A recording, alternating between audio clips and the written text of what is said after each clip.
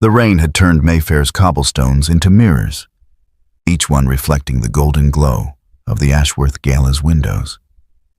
Beatrice Halloway pressed herself against the damp brick of the stable-yard wall, her ruined silk gown clinging to her shivering frame, and held Pearl so tightly against her chest that she could feel the puppy's rapid heartbeat through the thin fabric of her bodice. "Just wait it proper," came the rough voice of her aunt's footman from around the corner. "The Thames don't give up what it takes. Lady Ashworth wants no trace of the creature by morning." Beatrice's breath caught. The world seemed to narrow to a pinpoint of horror. Pearl's soft white fur dampening against her throat, the puppy's trusting whimper, the casual cruelty in those words. Wait it proper, as though her beloved companion were nothing more than refuse to be disposed of. Her mind raced with the brutal arithmetic of her situation. She was alone. No friends at the gala would defy her aunt, the formidable Lady Constance Ashworth, who held Beatrice's meager inheritance in an iron grip. No servants would risk their positions to help a penniless niece. And if she ran, where could she go? The streets of London at midnight were no haven for a young woman with no coin and no protection. The stable-yard door creaked open. Beatrice's heart lurched. She had seconds, perhaps less. Then she saw it, the carriage rolling to a stop just beyond the gate. Even in the rain-blurred darkness, the crest was unmistakable. A raven with spread wings, worked in silver that seemed to gleam with its own cold light. The Ravenclife crest.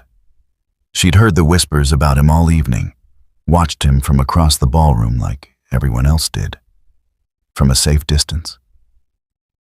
Alistair Burke, Duke of Ravenclife. The Iron Duke.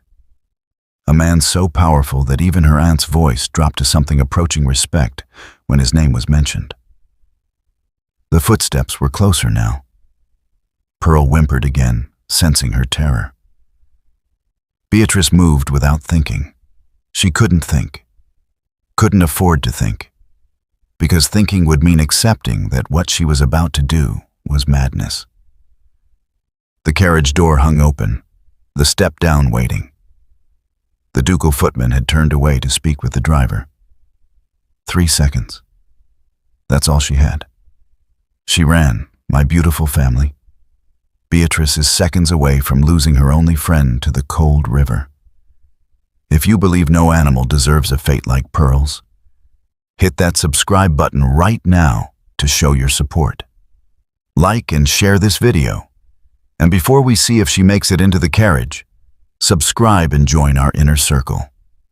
Only the first 1,000 members get to be part of our founding family before the door closes forever. Now, let's get into the story. Beatrice's slippers made no sound on the wet stone. Pearl, bless her, seemed to understand the need for silence and buried her small face into Beatrice's neck.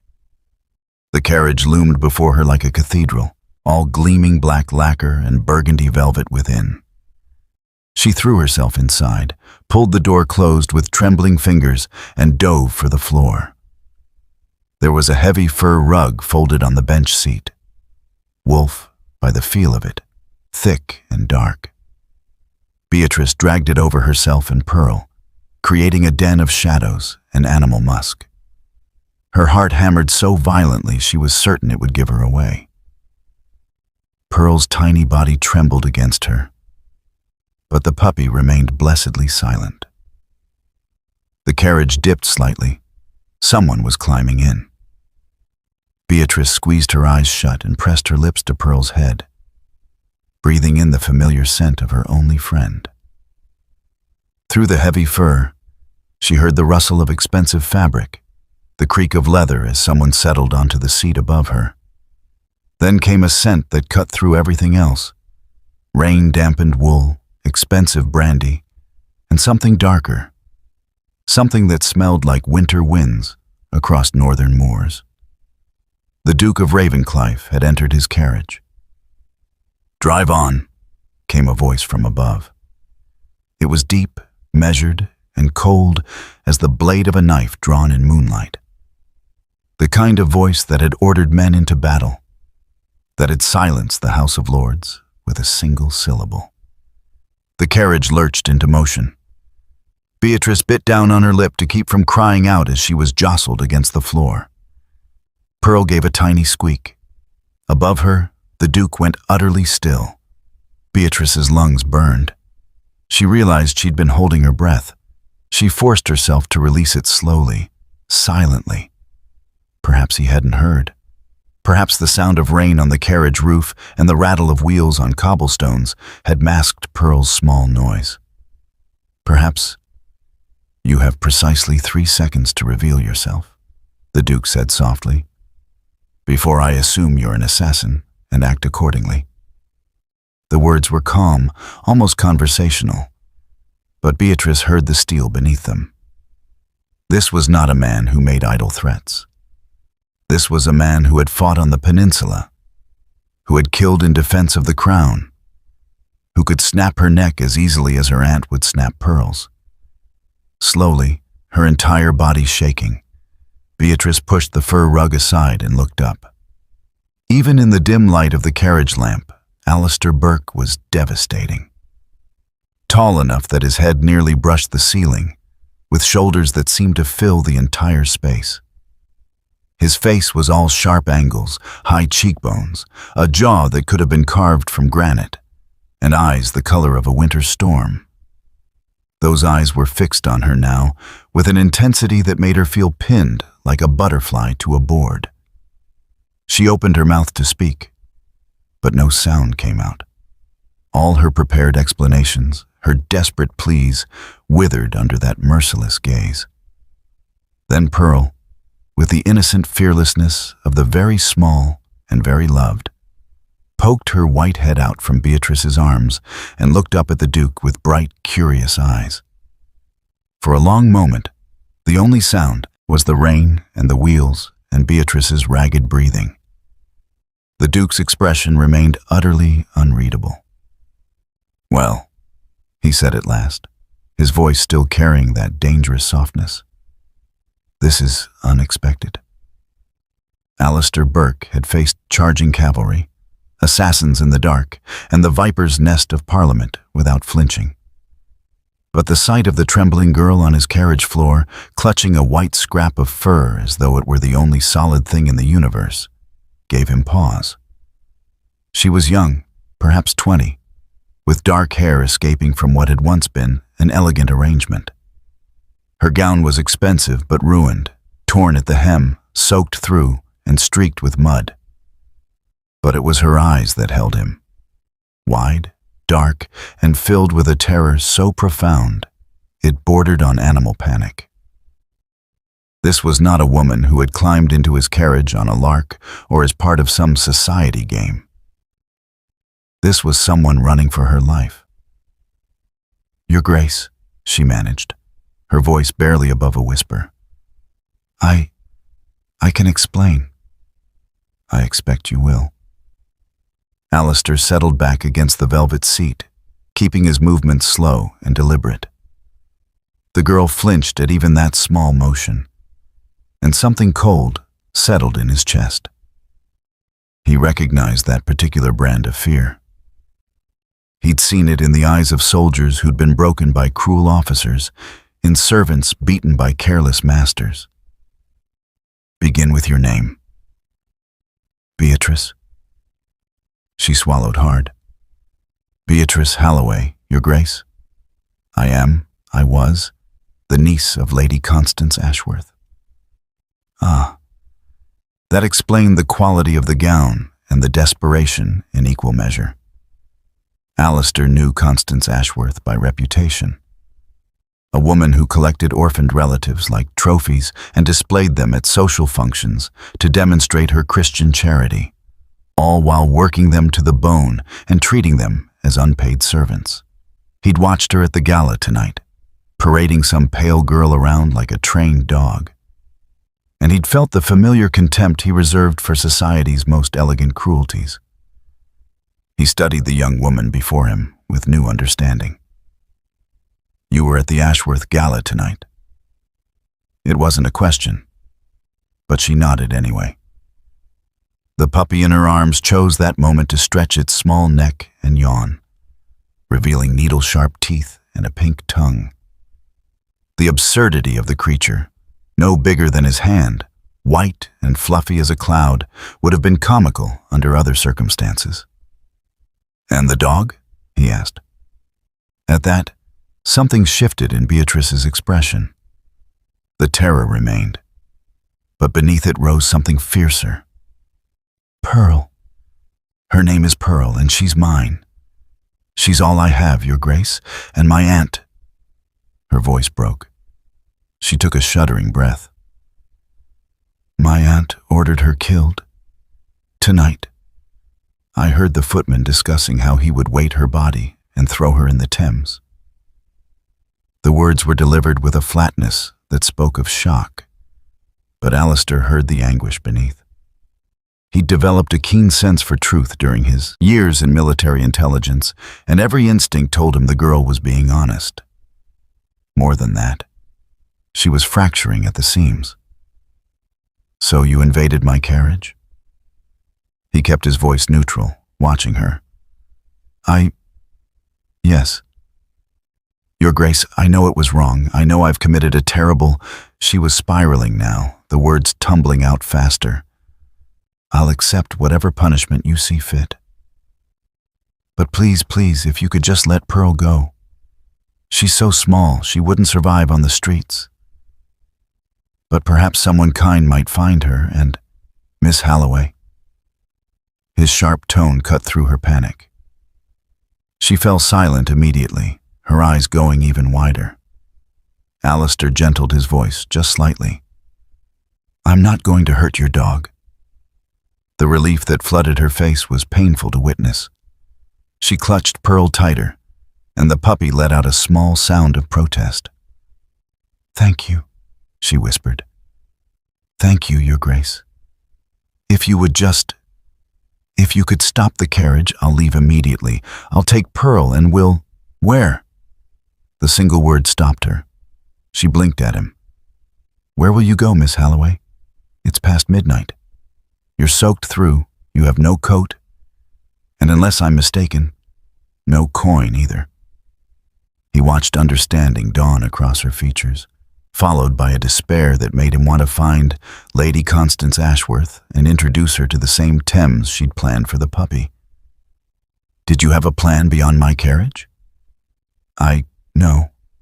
Her shoulders sagged. "I didn't think. I only heard them talking about Pearl, and I saw your carriage, and She looked down at the puppy in her arms. "I just couldn't let them take her." Alistair was quiet for a long moment, studying the girl before him. She was still shaking, her skin pale in the lamplight, and he could see the beginning of a bruise on her wrist where someone had grabbed her too hard. There were others too, he suspected. The kind that were always carefully hidden beneath long sleeves and high necklines. He'd spent the last 5 years rebuilding his life around one simple principle. Emotional entanglements were liabilities. He'd buried that truth in blood and betrayal on the continent, and he'd structured his entire existence in England around maintaining absolute control. No weakness, no vulnerability, no one close enough to turn a knife in his ribs. And yet, there was something in the way this slip of a girl had risked everything for a creature that depended on her. Something in her fierce, foolish loyalty that reminded him of men he'd known. Good men, brave men, who'd given their lives for those who couldn't protect themselves. She'd climbed into the carriage of the most dangerous man in London without a second thought, armed with nothing but desperation and love. He respected that more than any calculated social maneuvering. "We're currently traveling north," he said finally, "toward my estate in Yorkshire, Ravenclife Manor." Her eyes widened. "Your Grace, I didn't mean to." "You must have urgent business. And I've already, Miss Halloway." He leaned forward slightly, pinning her with his gaze. I'm going to ask you a question, and I want an honest answer. Can you do that? She nodded, mute. Are you safe with your aunt? The question hung in the air between them. Beatrice's face went through a series of rapid transformations, surprise, fear, something that might have been hope, then a resigned acceptance that told him everything he needed to know, even before she spoke. No, Your Grace, she whispered. I don't think I am. Alistair nodded once, a decisive movement. Then you won't be returning to her. Not tonight. He saw her mouth open, saw the protest forming, and continued before she could speak. This is not a negotiation, Miss Halloway. You will come to Ravenclife as my guest. We will discuss the particulars of your situation once you've had food, dry clothes, and sleep. Do you understand? Your Grace, the scandal. Let me worry about scandal. His lips curved into something that wasn't quite a smile. I assure you, I am far more frightening than any amount of gossip. It was true, and they both knew it. The Iron Duke's reputation was armor enough against society's arrows. No one would question his decisions. No one would dare. Beatrice stared at him for a long moment, and he saw her struggling with years of conditioning that told her not to trust, not to hope. Then Pearl yawned again, settling more comfortably in her arms, and something in the girl's expression softened. Thank you, Your Grace, she said quietly. Alistair inclined his head and settled back into his seat. The carriage rolled on through the rain, carrying them north toward Ravenclife and whatever came next. The silence that followed was not uncomfortable, but it was weighted with unspoken things. Beatrice remained on the floor of the carriage, Pearl nestled in her arms, as though she couldn't quite believe she was permitted to stay. Alistair watched her from beneath lowered lashes, cataloging details with the precision that had kept him alive through 2 wars. She was shivering. Not just from cold, though her sodden gown certainly wasn't helping, but from shock. Her breathing was still too shallow, too quick, and her eyes kept darting to the carriage door as though expecting it to burst open and reveal her aunt's footman. The puppy seemed to sense her distress, burrowing closer and licking at her chin with determined affection. You can sit on the seat, Miss Halloway, Alistair said quietly. I won't bite. She looked up at him, startled, then down at herself as though only just realizing she was still huddled on the floor like a criminal. Yes, of course. Forgive me, Your Grace. She rose awkwardly, hampered by her wet skirts and her refusal to let go of Pearl. Alistair reached out instinctively to steady her elbow, and she flinched so violently that she nearly dropped the puppy. His hand froze in midair. The reaction was involuntary, visceral, and told him more than any words could. This wasn't simple nervousness around a duke. This was learned behavior, carved into her bones by repeated cruelty. He withdrew his hand slowly, keeping his movements predictable, the way one might approach a wounded animal. I apologize, he said, his voice carefully neutral. I should have asked permission. Beatrice's face flushed with mortification.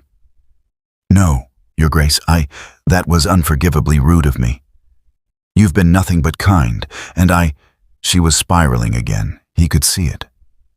Sit down, he said, more firmly this time. Before you fall down. She obeyed, perching on the edge of the seat opposite him, with Pearl in her lap. The puppy immediately began investigating the velvet upholstery with her nose, tail wagging with the oblivious joy of the very young. Despite everything, Alistair felt his mouth quirk slightly at the sight. How old is she? He asked, nodding toward Pearl. 4 months, Your Grace. Beatrice's voice softened when she spoke of the dog, losing some of its tremor. I found her in the garden behind my aunt's house. Someone had left her in a basket by the kitchen door. She was so small, and it was raining, and she was crying. She stroked Pearl's head with a tenderness that made something in Alistair's chest constrict. I couldn't leave her there. Of course not. He watched the way her fingers moved through the puppy's fur, gentle and sure. How did your aunt react?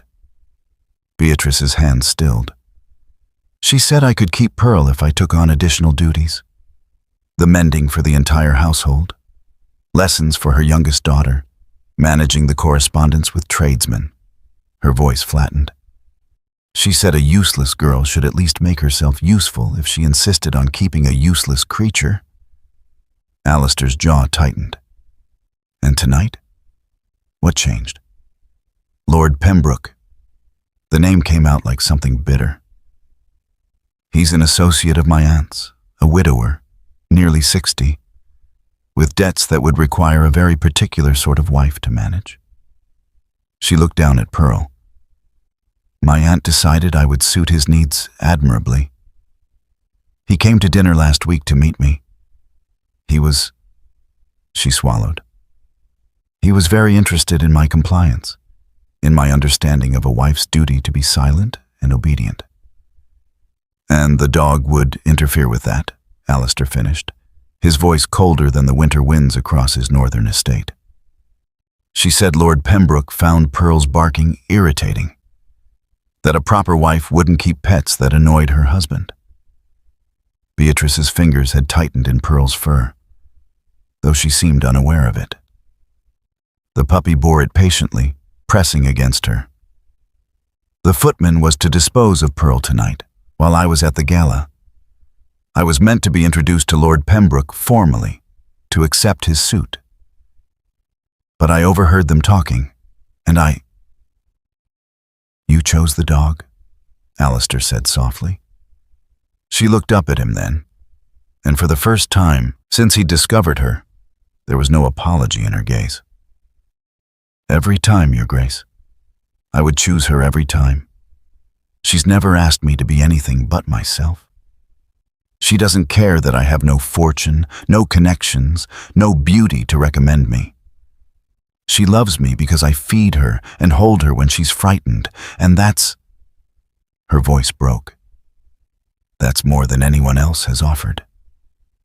The words hung in the air between them, raw and honest. Alistair found himself studying her face with new attention. No beauty to recommend her, she'd said. But that was objectively false. Even with her hair in disarray and her face pale with exhaustion, she had a loveliness that was all the more striking for being unconscious. High cheekbones, a stubborn chin, and those remarkable eyes that held depths of feeling most people spent lifetimes trying to hide. But beauty was irrelevant. What mattered was the steel beneath the softness, the loyalty that had driven her into a stranger's carriage, the fierce, protective love that radiated from her even now, exhausted and terrified as she was. "Let me see your wrist," he said abruptly. She blinked at him. "Your Grace?" "Your left wrist. The one you've been favoring since you stood up." Beatrice's free hand moved instinctively to cover the spot, but it was too late. He'd already seen the way she'd cradled it, the slight wince when she'd shifted position. After a moment's hesitation, she extended her arm toward him, setting Pearl gently aside. Alistair leaned forward, taking her hand with a gentleness that seemed incongruous with his reputation. He pushed back the damp sleeve of her gown carefully, revealing the damage beneath. His expression didn't change. Years of military discipline had taught him to control his reactions. But inside, a cold rage was building. The kind he'd only felt on battlefields when he'd seen unnecessary cruelty inflicted on those who couldn't fight back. The bruises on her wrist were clear even in the dim carriage light, 4 distinct marks where fingers had gripped hard enough to leave purple shadows against her pale skin. They were at least a few days old, fading to yellow at the edges. But there were others too, older ones, half-healed, creating a map of violence across her forearm. "Your aunt?" he asked, his voice dangerously soft. "She doesn't like to be kept waiting," Beatrice said quietly. "Or contradicted. Or—" She trailed off, gently pulling her hand back and covering the bruises again. "It doesn't matter now." "It matters." Alistair sat back, his mind working through possibilities with cold precision. "Miss Halloway, I'm going to be very frank with you. Your aunt will come looking for you. She'll claim you've been kidnapped, or that you've run mad, or any number of things that will paint her as the concerned guardian and me as either a villain or a fool. The scandal will be considerable." He watched the hope drain from her face, watched her shoulders curve inward as though preparing for a blow. She reached for Pearl, gathering the puppy back into her arms like a talisman. "I understand, Your Grace," she whispered. "When we reach the next posting inn, I wasn't finished." His tone cut through her resignation. "The scandal will be considerable, but I am not sending you back. Not to her, and certainly not to Lord Pembroke." He leaned forward, catching and holding her gaze. "What I'm offering you, Miss Halloway, is a temporary truce. You will come to Ravenclife as my guest. We will give you time to heal, to think, to decide what you want for your future, without your aunt's hand on your wrist or her plans for your disposal. In return, you will trust that I mean you no harm. But the scandal will be managed." His lips curved into something sharp. "I am very good at managing things, Miss Halloway. Let that be my concern." He paused, then added more gently, "You've spent years being useful to people who saw you as a burden. Allow yourself to be useless for a while. You and your dog both." Beatrice stared at him, her dark eyes searching his face for the trap, the price, the inevitable betrayal. He let her look. He had nothing to hide, at least not in this. Finally, she nodded. It was a small movement, tentative, but it was agreement. "Thank you, Your Grace," she said, her voice steadier now. "I don't know why you're doing this, but thank you." Alistair settled back into his seat, watching as exhaustion finally began to win its battle with adrenaline. "Try to sleep, Miss Halloway. We have several hours yet before we reach Ravenclife." She nodded again, curling into the corner of the seat with Pearl tucked against her chest. Within minutes, her breathing had deepened into sleep, and the puppy had followed suit, tiny paws twitching with dreams. Alistair gazed out the window at the rain-swept darkness, his mind already moving through strategies and contingencies. He'd told the truth. He was very good at managing things. But as he glanced at the sleeping girl across from him, at the bruises hidden beneath her sleeve, and the dog that represented everything she'd been willing to lose, he acknowledged something he rarely admitted even to himself. This wasn't about management. This was about mercy. And mercy, he'd learned long ago, was the most dangerous game of all. Dawn was breaking over the Yorkshire moors when the carriage finally turned onto the long drive leading to Ravenclife Manor. Beatrice stirred as the wheels crunched over gravel, Pearl immediately waking and stretching in her arms. The puppy's small yawn made Alistair's lips twitch despite his fatigue. "We've arrived," he said quietly, watching as Beatrice blinked sleep from her eyes and looked out the window. Her breath caught audibly. Ravenclife Manor rose from the landscape like something from a Gothic tale, all dark stone and severe lines against the gray morning sky, It wasn't the largest estate Beatrice had ever seen. Her aunt had dragged her to enough country house parties for comparison. But it was certainly the most imposing.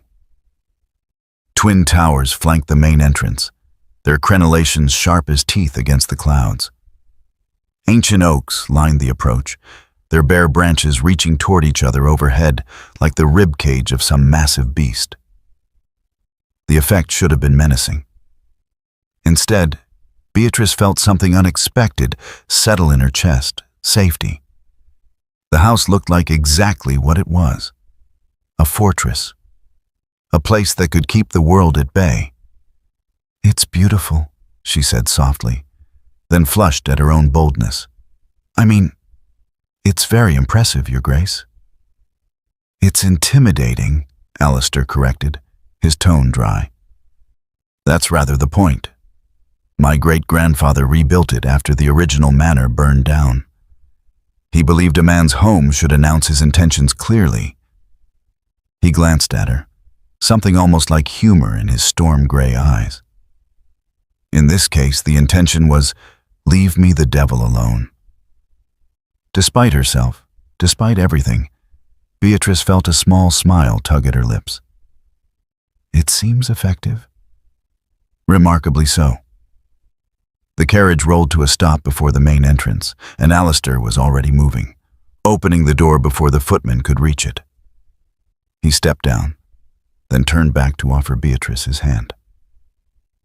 "May I?" She hesitated, remembering her flinch from the night before, then carefully placed her free hand in his.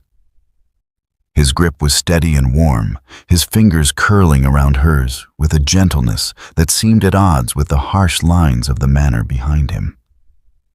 He helped her down, and Pearl immediately began straining against Beatrice's hold, eager to explore this new territory.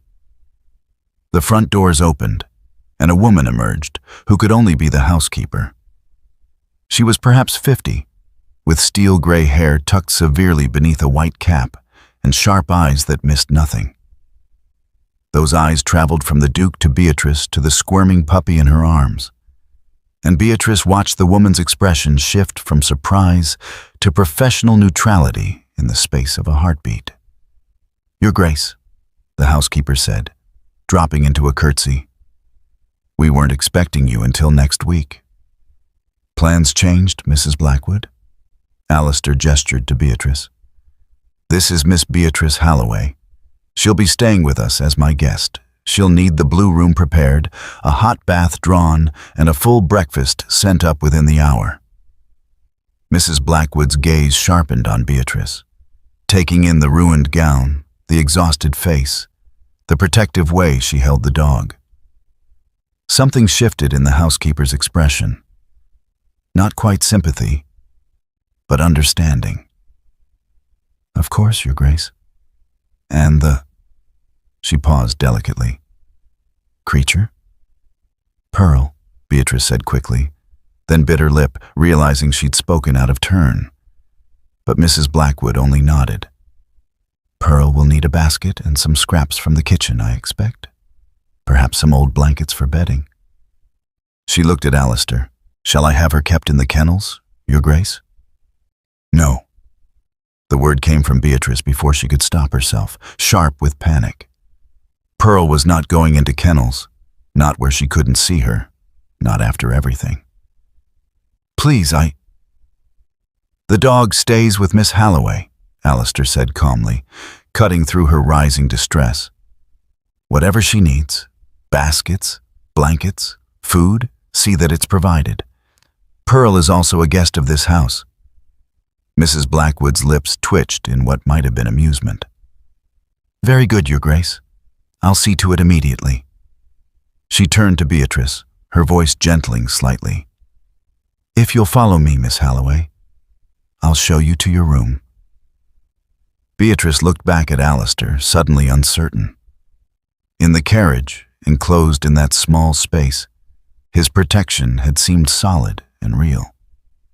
But here, in the vast emptiness of this Gothic manor, with servants appearing and disappearing like shadows, reality was reasserting itself. She was completely dependent on his goodwill. If he changed his mind, if he decided she was more trouble than she was worth, she had nowhere to go. No money, no connections, nothing but the ruined gown on her back and the puppy in her arms. As though reading her thoughts, Alistair stepped closer. Not close enough to crowd her, but near enough that she could see the exhaustion in his own features, the shadow of stubble along his jaw. He'd been traveling all night because of her, had taken responsibility for her without hesitation, and she had no idea why. "Miss Halloway," he said quietly, his voice pitched for her ears alone. "I know you're frightened. I know you're waiting for the other shoe to drop, for me to reveal that this kindness comes with conditions or costs." He paused, holding her gaze. "It doesn't. You are safe here. I gave you my word in the carriage, and I don't break my word. Not to anyone, and certainly not to someone who risked everything to save a creature that depended on her." Beatrice felt her throat tighten. "What if my aunt comes?" "Then I will deal with your aunt." His voice didn't rise, but something in his tone made her believe him absolutely. "She will not take you from Ravenclife against your will. Do you understand me?" She nodded, not trusting her voice. "Good." He stepped back, his expression returning to its usual controlled neutrality. "Get some rest. We'll talk more once you've recovered from the journey." Mrs. Blackwood led her into the manor, through corridors lined with portraits of stern-faced Burkes, who all seemed to share Alistair's uncompromising jaw and intense gaze. The blue room, when they reached it, was on the second floor, facing east. It was smaller than Beatrice had expected, more intimate than grand, with pale blue wallpaper and cream curtains that filtered the morning light into something soft and peaceful. "There's a dressing room through that door," Mrs. Blackwood said, moving efficiently about the room, checking the fire, adjusting the curtains. "I'll have Sally bring up some clothes for you. You're near enough her size that something should fit until we can arrange for a proper wardrobe. The bath will be ready within a quarter hour." She paused, looking at Beatrice with an expression that was almost kind. "His Grace is a good man, miss. Better than most know. You're safe here." Beatrice managed to smile. "Thank you, Mrs. Blackwood." The housekeeper nodded and withdrew, leaving Beatrice alone in the room. She set Pearl down carefully, and the puppy immediately began exploring, sniffing every corner with intense concentration. Beatrice moved to the window, looking out over the wild beauty of the moors, stretching endlessly toward the horizon. She was miles from London, miles from her aunt, miles from Lord Pembroke and his cold assessment of her suitability as a silent, obedient wife. The isolation that should have terrified her felt instead like a gift, distance, space, time to breathe without someone's hand on her wrist. But the fear remained, coiled in her chest like a living thing. She didn't know how to trust this, didn't know how to believe that someone like the Duke of Ravenclife would protect her without wanting something in return. Everyone wanted something. That was the first lesson her aunt had taught her. Pearl trotted back to her, tail wagging, and Beatrice scooped her up. The puppy licked her chin enthusiastically, unconcerned with duchesses or scandals or the precarious nature of their situation. "We're safe," Beatrice whispered to her, testing the words. "He said we're safe." Pearl yapped softly in agreement, and Beatrice held her close, looking out at the gray sky and wondering if it was possible to trust in mercy when you'd spent so long learning that kindness always came with a price. Below, in his study, Alistair stared at the stack of correspondence that had accumulated in his absence and felt none of his usual drive to address it. Instead, his mind was full of bruised wrists and terrified eyes, of a girl who'd chosen loyalty over safety and a puppy who'd become her only friend. He'd told her the truth. She was safe at Ravenclife. He would make certain of it. What he hadn't told her, what he was only beginning to acknowledge himself, was that her safety had become important to him in a way that had nothing to do with duty or honor, and everything to do with the fierce protectiveness that had surged through him when he'd seen those bruises. The Iron Duke, who had sworn never to let anyone close enough to matter, had apparently decided to make an exception. God help them both. 3 days passed in a strange sort of limbo. Beatrice spent most of her time in the Blue Room, venturing out only for meals that were sent up on trays and brief walks in the enclosed garden behind the manor. She'd seen Alistair only in passing, a glimpse of his tall figure striding down a corridor, his voice drifting from behind the closed door of his study as he spoke with his steward. He was giving her space, she realized, distance to recover, to adjust, to believe that his promise of safety was real. But the distance also meant uncertainty. Each day that passed without confrontation felt like borrowed time, and Beatrice found herself tensing at every footstep in the hall, every knock at her door. Pearl, at least, had adapted beautifully. The puppy had claimed the manor as her kingdom, prancing down corridors with her tail held high, charming even the most stoic footman with her antics. It was Pearl who shattered the careful distance on the 4th morning. Beatrice had finally ventured beyond the gardens, drawn by the sound of piano music drifting from somewhere on the ground floor. She followed the melody through the corridors, Pearl trotting at her heels, until she found herself standing in the doorway of what was clearly the music room. Alistair sat at a massive grand piano, his fingers moving over the keys with surprising grace. He'd removed his coat, and his shirt sleeves were rolled to his elbows, revealing forearms corded with muscle. The piece he played was melancholy and beautiful, something by Beethoven, if Beatrice wasn't mistaken. She must have made some sound, because his hand stilled and he looked up, his gray eyes finding hers across the room. "Miss Halloway?" He didn't sound displeased, merely surprised. "I hope I didn't wake you." "No, She clutched her hands together, suddenly aware that she was intruding. "I heard the music. I didn't mean to interrupt." "You're not interrupting." He stood, and Beatrice's breath caught at the casual elegance of the movement. Without his coat and cravat, he looked younger, more approachable, almost human rather than the forbidding Duke of reputation. "I was just indulging myself. I don't often have the opportunity to play when I'm in London." "It was beautiful," Beatrice said softly. "I didn't know you played." "There are many things the gossips don't know about me, Miss Halloway.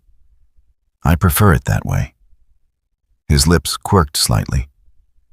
"Though I suspect by now, they know about you." The reminder of the scandal waiting for them in London made Beatrice's stomach clench.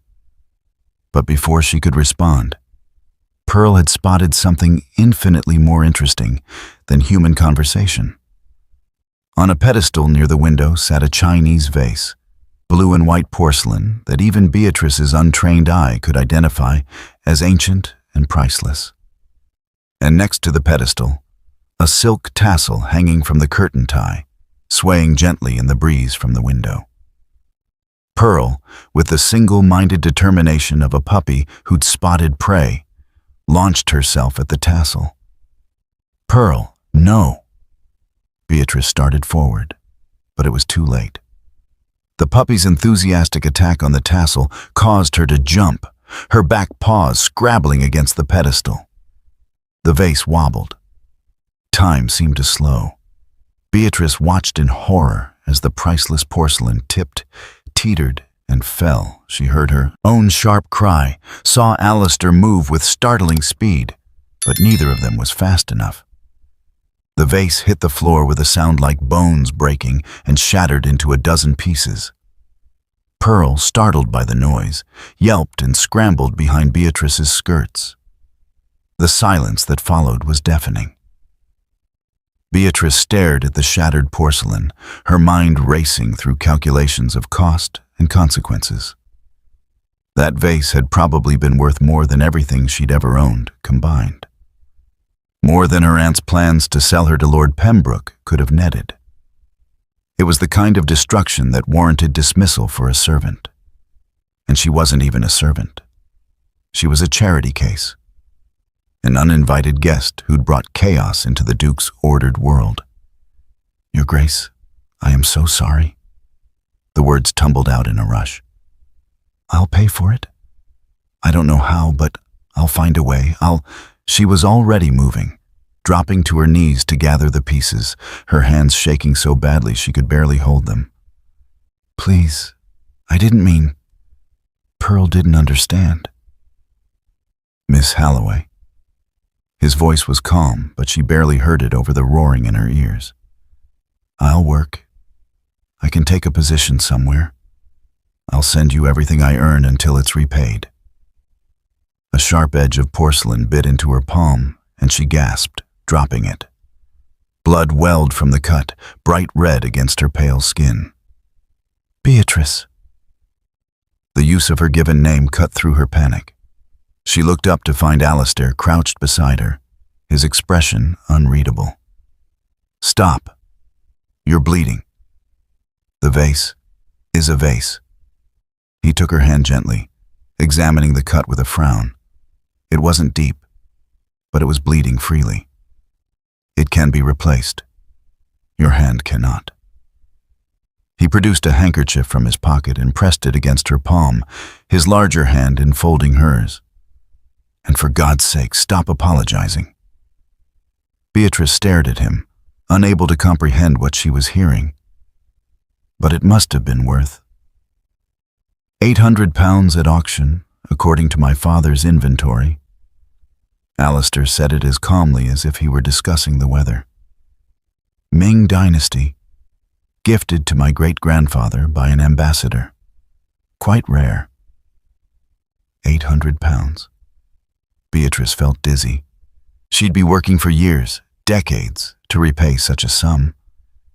"Your Grace, It was also," he continued, his tone taking on a hint of something that might have been amusement, "the single ugliest thing in this room. I've wanted to be rid of it since I inherited the estate. But my mother assured me it was too valuable to simply give away." He glanced at Pearl, who was peeking out from behind Beatrice's skirts with cautious eyes. "It appears your dog has saved me from a lifetime of looking at it." Beatrice blinked. "You're not angry?" "With you?" "No." He kept his hand wrapped around hers, maintaining gentle pressure on the cut. "With the puppy? Certainly not. She's 4 months old and doing what puppies do." He met her gaze, and something in his expression softened. "Beatrice, do you know what I see when I look at you?" She shook her head mutely. "I see someone who spent so long being punished for things that weren't her fault, that she can't distinguish between a genuine accident and a crime." His thumb brushed across her knuckles, the gesture unconscious and gentle. "A broken vase is nothing. Less than nothing.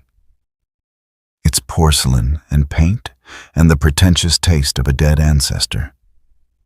Your safety, your peace of mind, those are what matter here." "I don't understand," she whispered. "In my aunt's house, if I broke something, this is not your aunt's house."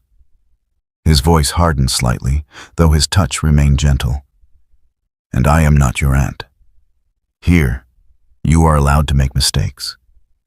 You are allowed to exist without perfection. You are allowed to breathe." He paused, then added more softly, "So is Pearl." As if summoned, the puppy ventured out from hiding and approached Alistair cautiously. He released Beatrice's hand long enough to scratch Pearl behind the ears, his large fingers gentle on her small head. The puppy's tail began to wag tentatively. "See," he said. "No one is angry with you, little one. Though perhaps we should keep you away from pedestals for a while." Beatrice felt something crack open in her chest, something that had been frozen and tight for so long she'd forgotten it was there. Tears stung her eyes before she could stop them. "I'm sorry," she said again. But this time it was for the tears, not the vase. "Don't be." Alistair produced another handkerchief. How many did the man carry? And offered it to her. "Cry if you need to. Rage if you need to. This is your home now, for as long as you need it. And you're allowed to feel things here. Your home." The words settled over her like a blanket, warm and impossible. Beatrice took the handkerchief and pressed it to her eyes, trying to regain some composure. When she finally looked up, Alistair was watching her with an expression that made her breath catch. There was no pity in his gaze, no judgment, only a fierce protectiveness that she was beginning to recognize and, terrifyingly, to trust. "Thank you," she managed. "For everything. For the vase. For Pearl. For—" She gestured helplessly around the room, unable to find words for the sanctuary he'd given her. "You don't need to thank me for basic decency, Beatrice." He stood, offering his hand to help her up. This time she took it without hesitation. "Now, let's get that cut properly cleaned, and then perhaps you'd like to hear the rest of the Beethoven? I promise I'll warn Pearl away from any other priceless artifacts." As he led her from the music room, calling for Mrs. Blackwood to bring bandages and to have someone clear up the porcelain, Beatrice felt the last of her careful defenses begin to crumble. She'd spent 4 days waiting for the Duke of Ravenclife to transform into something cruel, to reveal that his kindness had limits and conditions. Instead, she was beginning to suspect something far more dangerous, that his kindness might be real, and that she was already halfway to losing her heart to the man they called the Iron Duke. The evening found them in the library, a room that had quickly become Beatrice's favorite. Floor-to-ceiling shelves held thousands of volumes, and a fire crackled in the massive hearth, casting dancing shadows across the worn leather furniture. Pearl was curled in a basket near the fire, her small body rising and falling with the deep breaths of puppy sleep. Beatrice sat in a wing chair with a book of poetry she wasn't really reading, too aware of Alistair's presence on the opposite side of the fireplace. He'd been working through correspondence, his pen scratching steadily across paper for the better part of an hour.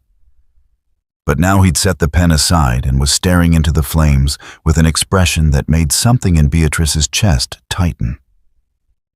He looked haunted, she thought, like a man watching ghosts dance in the fire. "Your Grace?" The words were out before she could stop them. "Are you well?" He glanced at her, seeming to return from somewhere very far away. "Alistair," he said quietly. "When we're alone like this, please call me Alistair. Your Grace makes me feel ancient." "That wouldn't be proper," Beatrice said. But her voice lacked conviction. Propriety seemed a distant concept in this room, with the fire warming them and the darkness pressing against the windows. "Propriety fled the moment you climbed into my carriage, Beatrice." His use of her name still sent a flutter through her stomach. "I think we're well past such concerns now." He was quiet for a moment, then added, "I was thinking about something you said, about Pearl being the only one who loved you without conditions."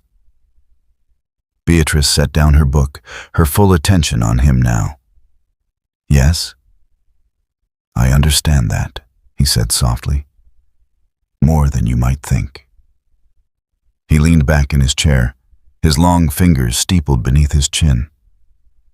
"Would you like to know why they call me the Iron Duke, Beatrice? The real reason, not the gossip?" She nodded, hardly daring to breathe.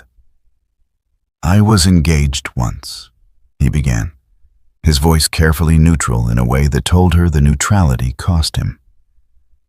Her name was Catherine Thornbury. We'd known each other since childhood. Our estates bordered one another.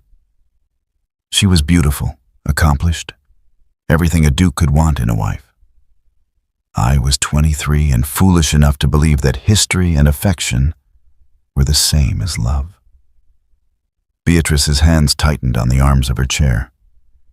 She could already sense where this was going, could hear the pain beneath his controlled tone. We were to be married after I returned from the peninsula. I was serving with Wellington, and Catherine wrote to me faithfully every week. Her letters were... He paused, something flickering across his face. They were everything to me in that hell. Proof that there was something beautiful and untouched waiting for me at home, something worth surviving for. Pearl stirred in her sleep, making a small sound. Alistair's gaze drifted to the puppy, and Beatrice saw his expression soften for just a moment before hardening again. "I was injured at Salamanca," he continued. "Took a saber to the ribs that should have killed me. It was months before I was well enough to travel, and Catherine's letters became less frequent. I told myself she was busy with wedding preparations, that she missed me as much as I missed her. His laugh was bitter. I was remarkably naive." "What happened?" Beatrice asked, though part of her didn't want to know, didn't want to hear whatever had carved that emptiness into his voice. "I came home unannounced, wanting to surprise her. I went directly to her family's estate." He was staring into the fire again, his jaw tight. "I found her in the garden, with my cousin, Edmund. They were..." He stopped, and Beatrice saw his hands clench. She was wearing the locket I'd sent her from Spain, the one that had cost me 3 months' pay. And she was kissing him as though I'd never existed. "Oh, Alistair." His name slipped out without thought, carrying all the compassion she felt. "She hadn't been planning to tell me," he said, his voice dropping even lower.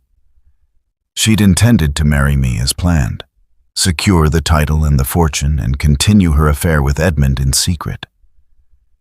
She only confessed because I caught them. Do you know what she said when I confronted her?" Beatrice shook her head, her throat tight. "She said I'd been gone too long, that she'd needed someone, and Edmund had been there. That I was a fool to expect her to remain faithful when I'd chosen to go play soldier." His lips twisted. "She said loyalty was a luxury, not a promise. That everyone betrayed everyone eventually. It was simply a matter of time and opportunity." "That's not true," Beatrice said fiercely. "That's not... People aren't all like that." "Aren't they?" He looked at her then, and the rawness in his gaze made her want to cross the room and do something utterly inappropriate, like take his hand or touch his face. "Edmund was my closest friend, Beatrice. We'd grown up together, fought together. I trusted him with my life. And Catherine..." He exhaled slowly. "I'd loved her. Or I thought I had. But what I loved was the idea of her, the image she'd presented in those letters. The real woman was a stranger who saw me as nothing more than a title to be secured." "So you became the Iron Duke," Beatrice said softly, understanding now. "You made yourself untouchable." "I made myself safe," he corrected. "I swore I would never again allow anyone close enough to betray me. No emotional attachments, no vulnerability, no trust. Just duty and honor, and the cold comfort of control." He ran a hand through his dark hair, disheveling it. "It worked remarkably well. For 5 years I've been exactly what they call me. Iron, unbending, unfeeling, unmoved by anything resembling sentiment. "And then I climbed into your carriage," Beatrice whispered. "And then you climbed into my carriage." His gaze locked with hers across the firelight. "Do you know what I saw that night, Beatrice? I saw a girl who'd risked everything, her safety, her reputation, her future, for a creature that depended on her. No calculation, no weighing of advantage. Just absolute, unshakable loyalty to something she loved." His voice roughened. I'd forgotten that kind of loyalty existed. That kind of love. Beatrice felt tears prickling her eyes. It was just Pearl. Just a puppy. It was everything. He leaned forward, his elbows on his knees, his intensity pinning her in place. "Don't you see? In a world where people like Catherine and your aunt treat loyalty as a commodity to be traded, where love has conditions and costs, you chose to protect something helpless at the cost of everything you had. That's not just anything, Beatrice. That's the rarest thing I've ever encountered." "You did the same," she said, her voice barely above a whisper. "You protected us. Me and Pearl both. You didn't have to, but you did. Because I recognize something in you." He held her gaze, and Beatrice felt the air between them charged with something electric and dangerous. "I recognize the person I used to be, before Catherine taught me that trust was foolish. And I thought..." He paused, seeming to struggle with the words. "I thought perhaps if I could keep you safe, if I could prove that sanctuary without conditions was possible, then maybe the world wasn't entirely composed of betrayers and the betrayed." "You're not iron," Beatrice said, the certainty of it ringing through her. "You never were. You're just wounded." Something flickered across his face.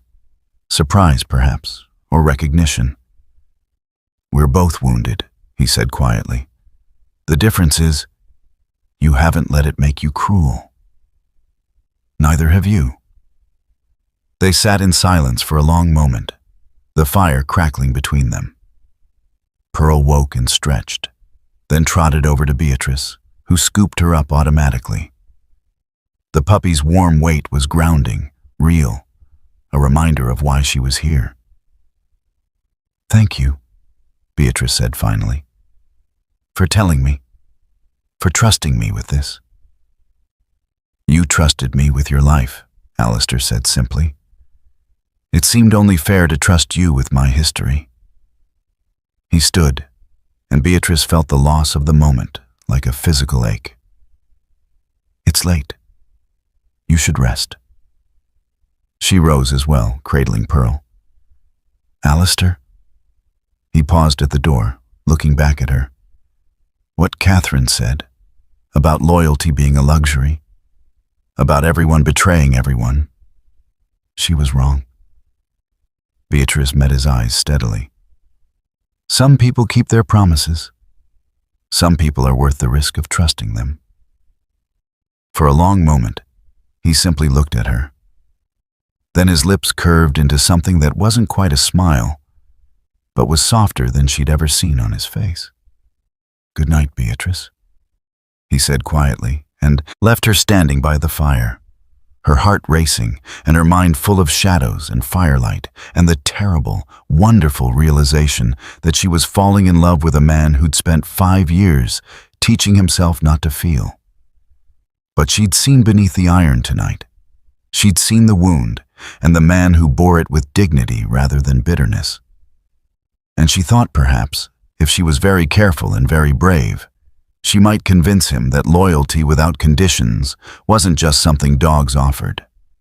It was something she could offer too. The week that followed felt suspended in time, like a dream that Beatrice was afraid to wake from. The fear that had gripped her since London began to ease, replaced by something she barely recognized: contentment. Each morning, she woke in the blue room to Pearl's enthusiastic kisses and the knowledge that no one would hurt them today. Each evening, she fell asleep with a book in her hands and the sound of the wind across the moors outside her window. And every day, there was Alistair. It began simply enough. The morning after their conversation in the library, he'd found her in the garden watching Pearl chase butterflies through the overgrown rose beds. He'd offered to show her the rest of the grounds, and she'd accepted, grateful for his company in a way that should have alarmed her, but somehow didn't. "My mother planted these," he said as they walked past beds of lavender that filled the air with their scent. Pearl bounded ahead of them, a white blur of energy. She said every fortress needed something beautiful to remind its inhabitants why they were fighting. Beatrice touched one of the purple blooms gently. "She sounds wise." She was. His voice carried a wistfulness she'd never heard before. "She died when I was 15. Fever. My father followed within the year. I think he simply didn't want to be in a world without her." "That's terrible," Beatrice said softly. "And beautiful. To love someone that much. Terrifying, more like." But there was no heat in his words. He looked at her, and something in his expression made her breath catch. To need another person so completely that their loss unmakes you entirely? That's the kind of vulnerability I spent years avoiding. And now? The question was bold. Probably too bold. But Beatrice found she needed to know. He was quiet for a long moment, watching Pearl dig enthusiastically in a flower bed. "Now I'm beginning to wonder if avoiding vulnerability isn't just another form of surrender." They walked on, and Beatrice felt something shift between them. Some invisible barrier thinning like morning mist in sunlight. The next day, he appeared at breakfast with a proposition that made her eyes widen. "You should learn to ride," he announced, as though this were the most natural suggestion in the world. What?" Beatrice set down her teacup with a clatter. "Your Grace, I've never, that is, my aunt considered such things unsuitable for Alistair," he corrected gently. "And your aunt considered many things unsuitable that were, in fact, perfectly reasonable. The moors are beautiful on horseback, and you should see them properly." He paused, then added with a slight smile, "Besides, Pearl has been terrorizing the stable cats. Perhaps a daily ride would tire her out." That was how Beatrice found herself in the stable yard an hour later, dressed in a borrowed riding habit that Mrs. Blackwood had produced with remarkable efficiency. The mare Alistair led out was a gentle dappled gray named Moonlight, with kind eyes and a patient demeanor. "She's beautiful," Beatrice breathed, approaching cautiously. "And unflappable," Alistair added. "She was my mother's favorite. I can't think of a better horse for a first lesson." He demonstrated how to offer Moonlight an apple, his hand guiding Beatrice's until the mare took it gently. "There. You're friends now." Learning to ride was harder than Beatrice had imagined. Her muscles protested, her balance was precarious, and she felt certain she would tumble off at any moment. But Alistair was patient in a way she'd never expected. His instructions clear and encouraging, his hand steadying her when she wobbled. "Don't grip with your knees quite so hard," he said, one hand on her ankle, adjusting her position in the stirrup. "Think of it as a conversation between you and the horse. You're partners, not adversaries." "Easy for you to say," Beatrice muttered, but she was smiling. "You're not the one who might end up in the dirt." "I fell off my first horse 17 times, he said solemnly. "My father kept count. He said it built character." She looked down at him, surprised. You? The Iron Duke fell off a horse 17 times? The Iron Duke was once a boy who couldn't stay in a saddle to save his life. His gray eyes held warmth and something that might have been mischief. Don't tell anyone. It would ruin my reputation. Your secret is safe with me, Beatrice promised, and felt her heart swell with the intimacy of it. This small confession, this glimpse of the boy he'd been before loss and betrayal, had carved him into something harder. By the third day, she could walk moonlight around the paddock without assistance. By the fifth, they ventured onto the moors themselves, Alistair on his massive black stallion, Dante beside her. Pearl had been left in Mrs. Blackwood's capable care, much to the puppy's vocal displeasure. The moors stretched endlessly in every direction, wild and windswept and breathtaking. Purple heather dotted the landscape, and the sky seemed impossibly vast, unmarred by the smoke and crowds of London. Beatrice felt something in her chest expand, as though there was finally room for her to breathe properly. "It's magnificent," she said, pulling moonlight to a stop on a rise that overlooked the valley. Alistair drew up beside her, his eyes scanning the landscape with the ease of long familiarity. "It's home," said simply. "The only place I've ever felt truly free." He glanced at her. "Does it frighten you? The isolation?" "No." The answer came without hesitation. "In London, I was surrounded by people and felt alone. Here, She struggled for the right words. "Here, I feel seen."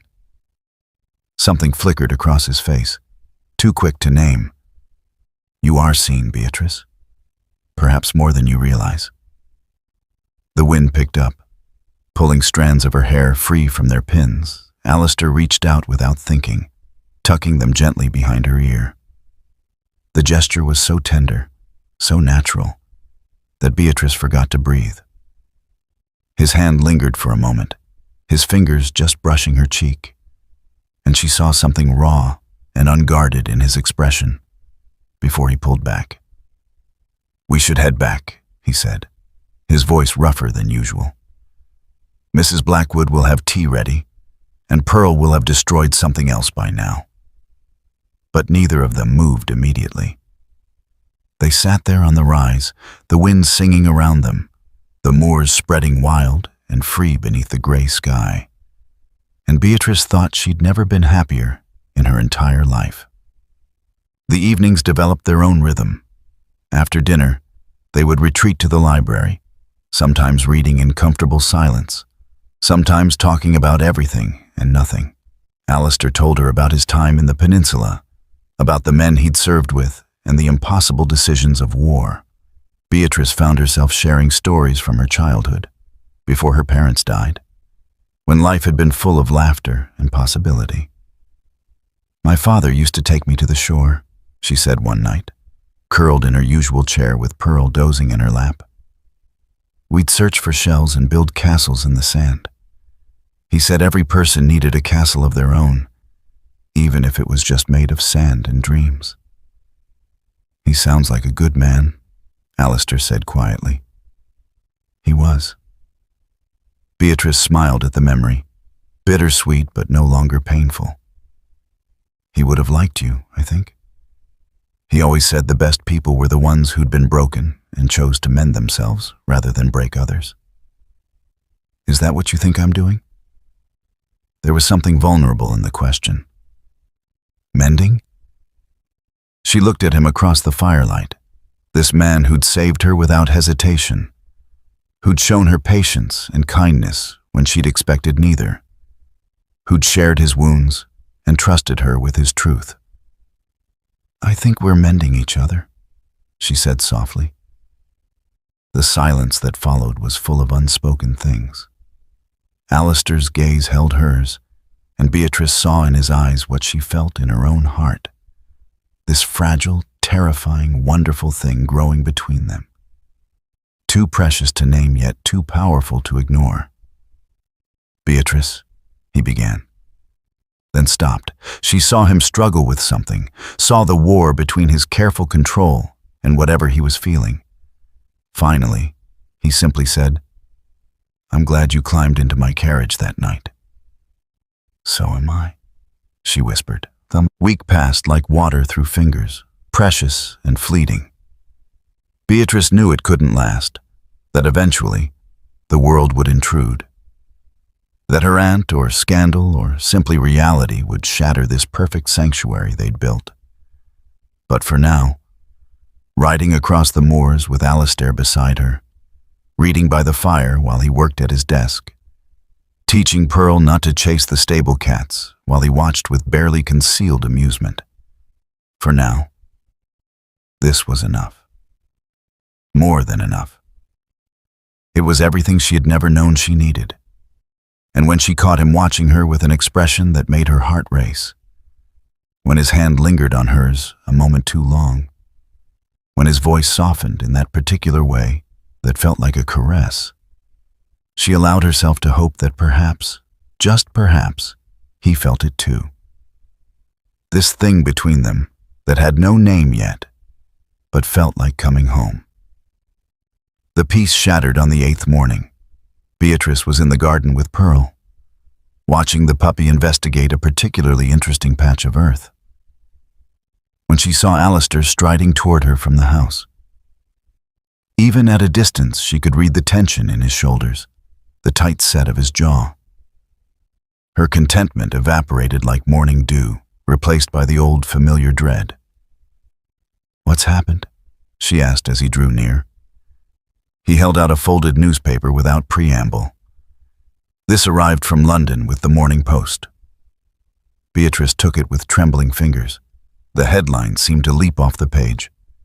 "Duke of Ravenclife implicated in mysterious disappearance." Beneath it, in smaller print, "Lady Ashworth claims niece kidnapped from London gala." The words blurred as Beatrice scanned the article. Her aunt's quotes were masterful, carefully calibrated to paint her as a distraught guardian and Alistair as either a villain or a fool. "My poor Beatrice was last seen fleeing the Ashworth gala in a state of distress," Lady Ashworth was quoted as saying. "We believe she may have been taken against her will by persons unknown. The Duke of Ravenclife's carriage departed at precisely the same time, and he has refused all correspondence since. One can only draw the most alarming conclusions." "She's lying," Beatrice said, her voice hollow. "She knows exactly what happened. She ordered Pearl killed, and I know." Alistair's voice was calm, but she could hear the steel beneath it. "And she knows I know. This isn't about truth, Beatrice. It's about control. She's lost her hold on you, and she's attempting to force you back through public pressure." Beatrice looked up at him, fear clawing at her throat. "If people believe her, if they think you kidnapped me, your reputation is mine to risk." He moved closer, his presence solid and reassuring. "I won't send you back to her, Beatrice.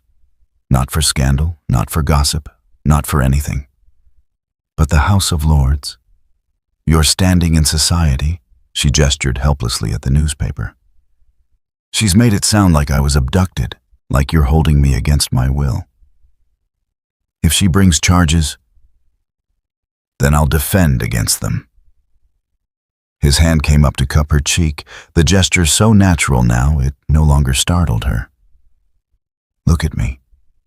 Do you trust me?" "Yes." The answer came without hesitation. "Then trust that I can handle your aunt." His thumb brushed across her cheekbone, and she saw something fierce in his gray eyes. "She's counting on me being too concerned with propriety to fight back. She's counting on me valuing my reputation more than your safety. She doesn't know me at all." A carriage was coming up the drive. Beatrice spotted it over Alistair's shoulder, her stomach dropping. "Are you expecting someone?" He turned, his expression darkening. "No, but I suspect I know who it is." He lowered his hand from her face, but caught her fingers instead, squeezing gently. Stay close to me. Whatever happens, you're safe. I promise you that. The carriage bore the Ashworth crest. Beatrice felt her breath leave her body as it rolled to a stop before the house. The door opened, and her aunt emerged in a swirl of black silk, followed by a man Beatrice recognized with a sickening lurch, Lord Pembroke, the widower her aunt had chosen as her future husband. Lady Ashworth was tall and imposing, with iron-gray hair and eyes like chips of ice. She'd always reminded Beatrice of a bird of prey, beautiful in a harsh way, always watching for weakness. Lord Pembroke was exactly as Beatrice remembered, 60 years old at least, with cold eyes and a mouth that suggested cruelty disguised as discipline. Your Grace. Lady Ashworth's voice carried across the garden, pitched to convey both relief and reproach. Thank heavens. We've been beside ourselves with worry. My poor niece. She caught sight of Beatrice, and her expression shifted to something that might have passed for maternal concern if one didn't know her. Beatrice, darling, you're safe. When you disappeared from the gala, we feared the worst.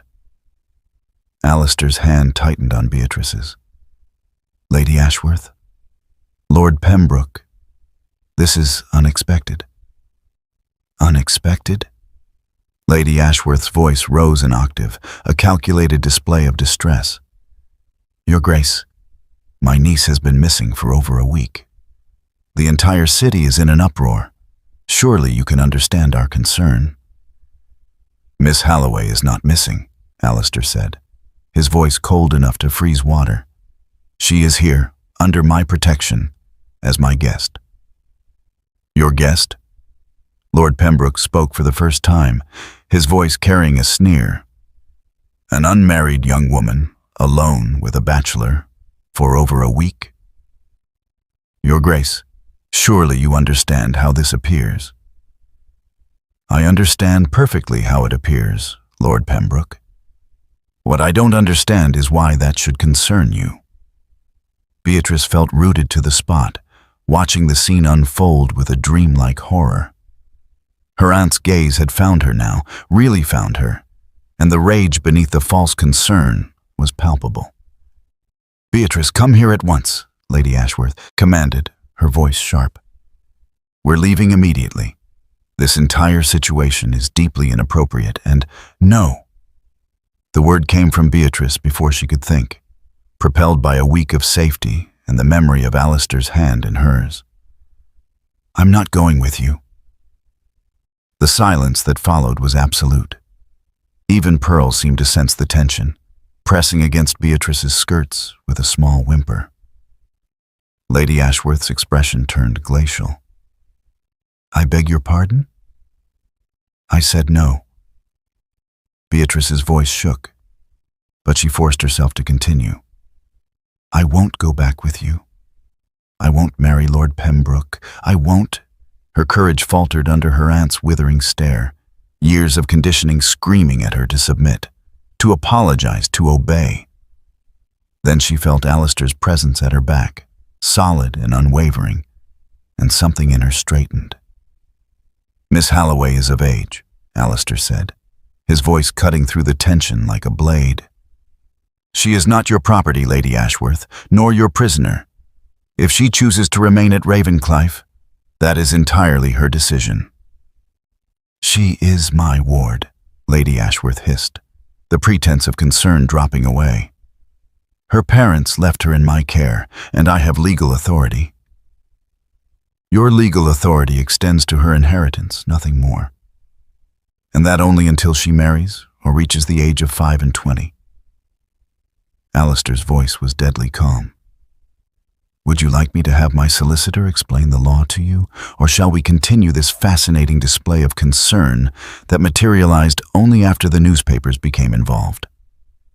Lord Pembroke stepped forward, his face mottled with anger. Your Grace, this is highly irregular. Miss Halloway was promised to me. Lady Ashworth and I had an arrangement. An arrangement to which Miss Halloway was not a party, Alistair interrupted, and which has no legal standing whatsoever. He moved to stand beside Beatrice, his presence a wall between her and the two people who'd tried to control her life. Let me be very clear. Miss Halloway is under my protection. She will remain at Ravenclife for as long as she wishes. Any attempt to remove her against her shall be met with the full force of my considerable resources and influence. Do I make myself understood? This is outrageous. Lady Ashworth's composure was cracking, fury seeping through. The scandal alone will ruin her. Ruin you both. No decent family will receive her after this. She'll be safe, Alistair said flatly, which is more than I can say. She would be under your roof. Lady Ashworth's eyes narrowed, and Beatrice saw calculation replace rage. You think your title protects you from consequences, Your Grace? You think society will simply accept this arrangement? Her gaze raked over Beatrice with contempt. An unmarried girl living in your home? They'll call her your mistress. They'll say she seduced you, that she's a fortune hunter who trapped the Iron Duke with false tears and, careful. Single word from Alistair carried such menace that Lady Ashworth actually stepped back. You're speaking of my guest. Show her the respect she deserves, or I'll have you removed from my property. This isn't over, Lady Ashworth said, her voice venomous. I'll go to the magistrate. I'll petition the House of Lords. I'll see to it that every door in London is closed to you both. And you, Beatrice? Her gaze fixed on her niece with pure malice. You'll come crawling back within a month, begging for my forgiveness. And when you do, there will be no mercy, no second chances. Then it's fortunate she won't be crawling back, Alistair said. Good day, Lady Ashworth, Lord Pembroke. I trust you can see yourselves out. For a moment, Beatrice thought her aunt might actually strike her. But Lady Ashworth merely smiled, cold and predatory. Enjoy your little sanctuary while it lasts, Beatrice. The world will have its reckoning soon enough. She swept back to the carriage, Lord Pembroke following with a final venomous look at Beatrice. They departed in a cloud of dust and fury, leaving silence in their wake. Beatrice realized she was shaking. Alistair turned to her immediately, his hands coming to her shoulders, steadying her. Breathe, he said softly. You're safe. She's gone. She'll come back, Beatrice whispered. She'll find a way. She always finds a way. Then I'll be ready. He pulled her closer, and Beatrice let herself lean against him, drawing strength from his solid presence. Beatrice, I need you to understand something. What I said to her, I meant every word. You're not going back. Not to her, not to Lord Pembroke, not to any life you don't choose for yourself. But the scandal is a problem I can solve. He pulled back just enough to meet her eyes. Trust me. Please. She nodded, though fear still coiled in her stomach. Her aunt had never been one to accept defeat gracefully, and Beatrice knew this was far from over. But as Alistair led her back toward the house, Pearl trotting faithfully at her heels, she felt something else beneath the fear. Hope. And the fierce, desperate wish that the man beside her might be strong enough to keep his promise.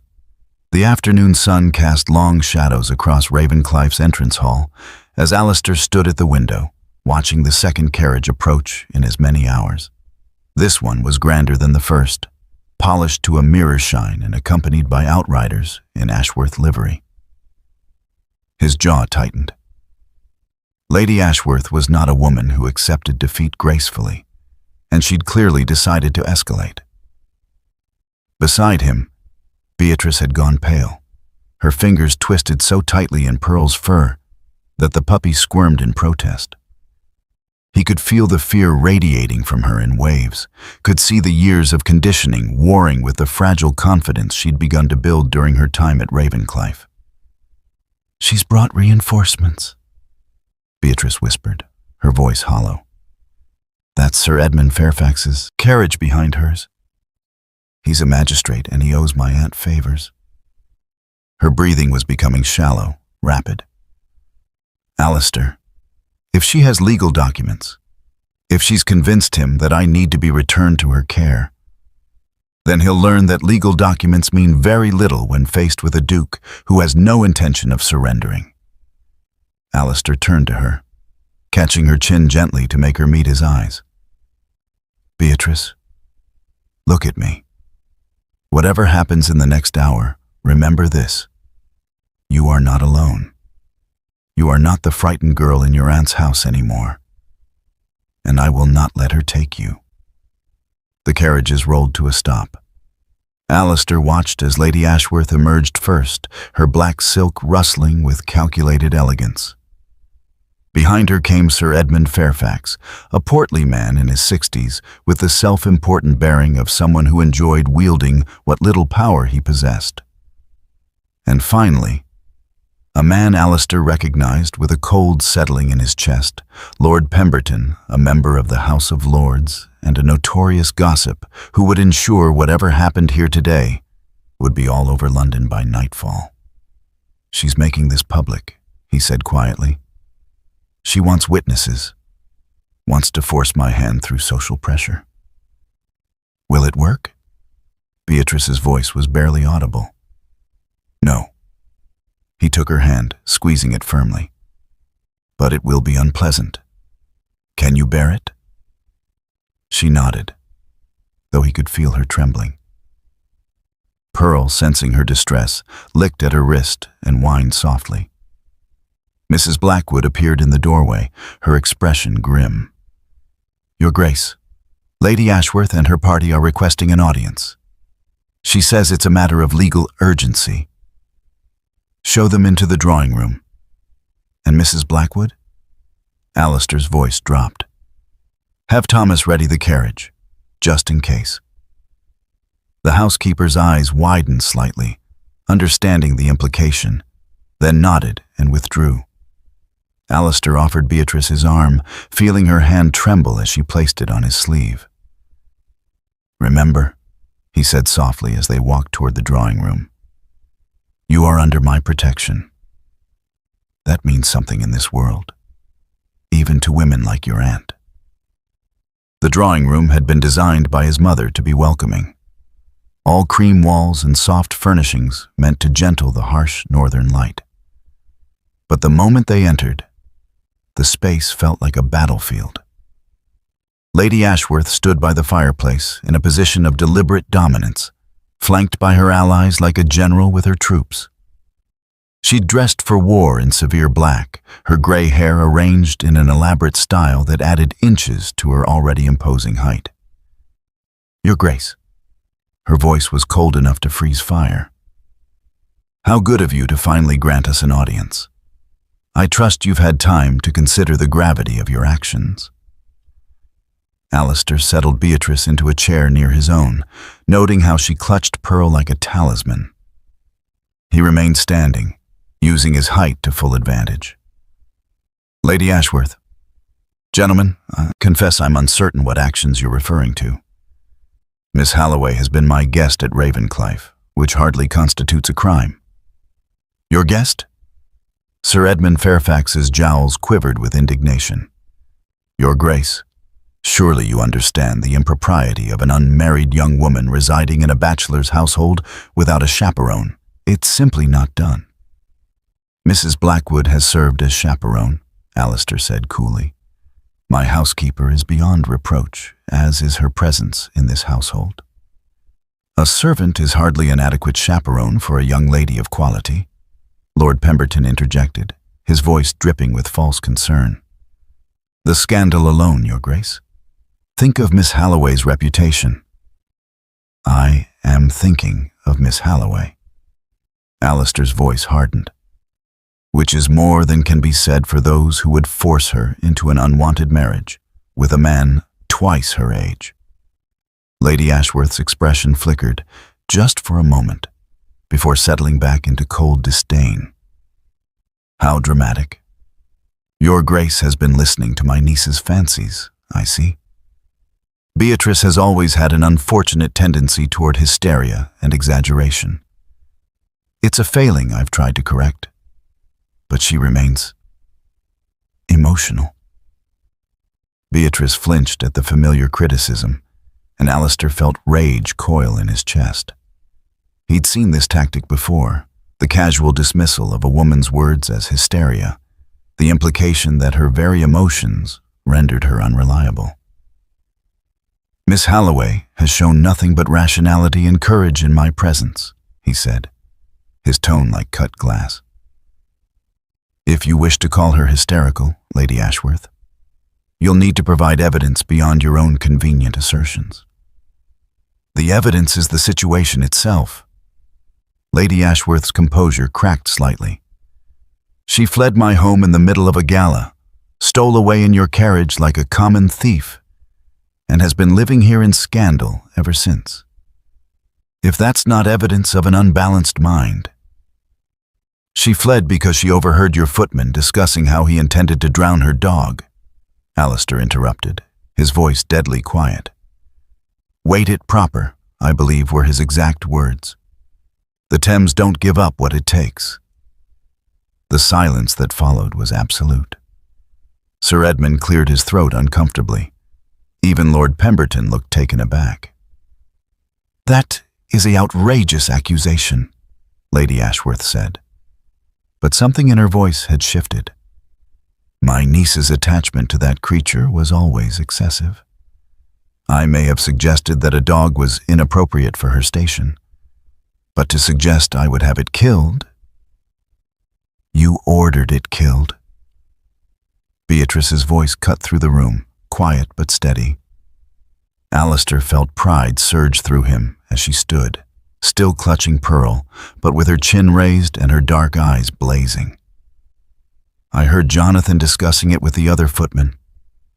You told him to dispose of Pearl before the morning, before Lord Pembroke came to finalize the betrothal arrangements. You said no man would want a wife who valued a dog more than her duty. Beatrice, your imagination, is not imagining the bruises on her wrist. Alistair's words fell like stones. Or the ones on her arms, or the way she flinches when someone raises their voice. He looked at Sir Edmund and Lord Pemberton, letting them see the cold fury in his gaze. Gentlemen, I'm not a fool. I know what I'm looking at when I see a young woman who's been systematically brutalized by someone who was supposed to protect her. How dare you? Lady Ashworth's mask had finally shattered, revealing the vicious anger beneath. How dare you stand there and accuse me of brutality when you're the one who's compromised my niece's reputation beyond repair? You've ruined her, Your Grace. Whether through seduction or simple thoughtlessness, you've made her unmarriageable to any decent man. Then it's fortunate I have no intention of allowing her to marry an indecent one. Alistair moved to stand beside Beatrice, his presence a wall between her and her aunt. Miss Halloway is under my protection, my absolute protection, and she will remain so for as long as she wishes. Your protection? Lady Ashworth's laugh was ugly. What protection can you offer against the judgment of society, against the House of Lords? Lord Pemberton, surely you see that the Duke is being manipulated by a calculating girl who's trapped him into... I see a young woman holding a puppy, Lord Pemberton said slowly, his gaze on Beatrice thoughtful, and a Duke defending her with rather more passion than the situation would seem to warrant. He looked at Alistair. Your Grace, are your intentions toward Miss Halloway honorable?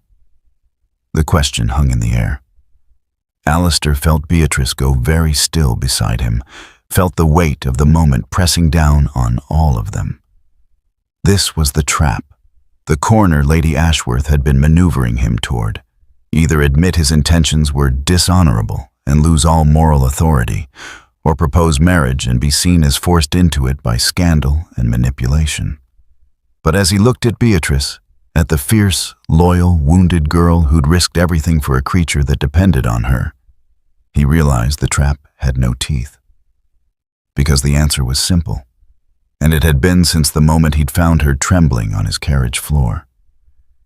My intentions toward Miss Halloway are to ensure she is safe, happy, and free to choose her own future, he said clearly. If that future includes remaining at Ravenclife as my guest until she determines what she wishes to do with her life, then that is what will happen. If it includes marriage to anyone of her choosing, then I will support that decision. What it will not include is a return to an environment where she was starved, beaten, and forced to watch as the only living thing that showed her love was murdered for convenience. You're risking everything for her, Sir Edmund said quietly. Your reputation, your standing in the House of Lords, your position in society, all for a girl you've known barely more than a week. Yes, Alistair's voice was utterly calm. I am.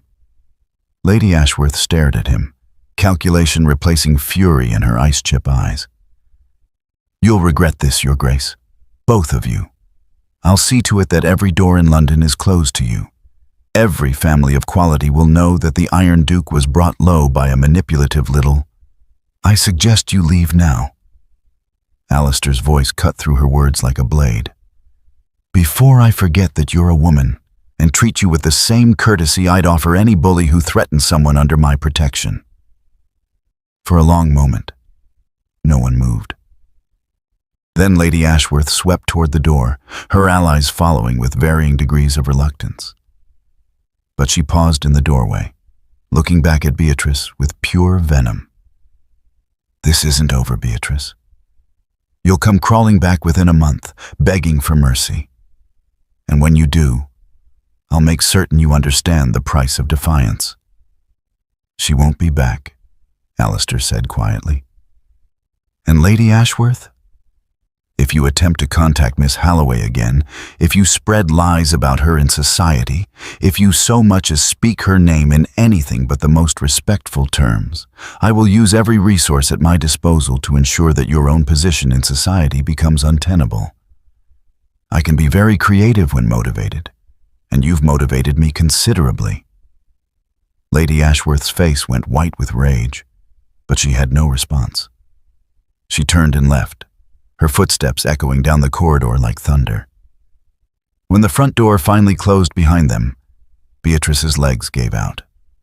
Alistair caught her, lowering her gently back into the chair as Pearl yapped with concern. She was shaking violently, tears streaming down her face, but when she looked up at him, there was wonder mixed with the fear. You did that for me, she whispered. You risked everything. I did what was right. He knelt beside her chair, taking her free hand in both of his. And Beatrice? I would do it again, 1,000 times over. She reached out with trembling fingers and touched his face, a gesture so tender it made his chest ache. Thank you, she breathed. Thank you for being the one person who kept me safe. And in that moment, kneeling before her in his drawing room, with Pearl squeaking between them and the threat of scandal hanging over their heads like a sword, Alistair Burke realized something terrifying and wonderful. He'd spent 5 years building walls around his heart, and this fierce, loyal, broken girl had demolished every single one, without even trying. The days after Lady Ashworth's departure settled over Ravenclife like snow. Quiet, transformative, and somehow crystallizing everything that had been forming between them.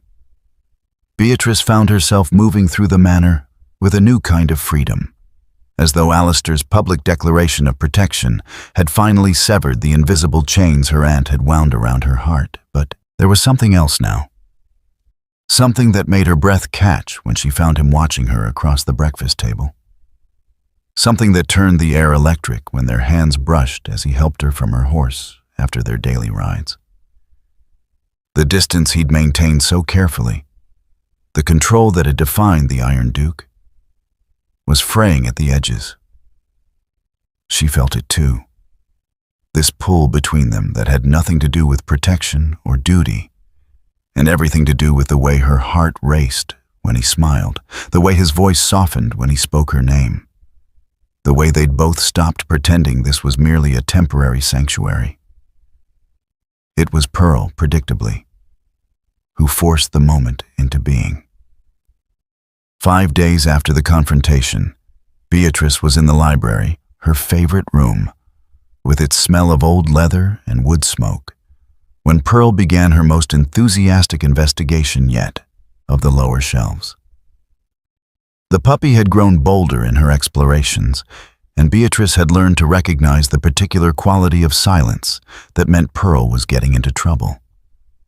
She found the little dog nose deep in a portfolio of what appeared to be architectural drawings, her tail wagging with the joy of discovery. Papers were scattered across the carpet in a chaos of ink and parchment. "Pearl, no!" Beatrice lunged forward, scooping up the puppy just as Alistair entered the library. He took in the scene, the scattered papers, Beatrice's mortified expression, Pearl's unrepentant face, and something in his expression shifted. Not anger, but something softer, almost amused. "I'm so sorry," Beatrice began, already kneeling to gather the papers. "She's been so good lately, I didn't think. These look important. I'll make sure they're all." "They're plans for the East Wing renovation," Alistair said, kneeling beside her. His shoulder brushed hers, and Beatrice felt her breath catch. "My father started it before he died.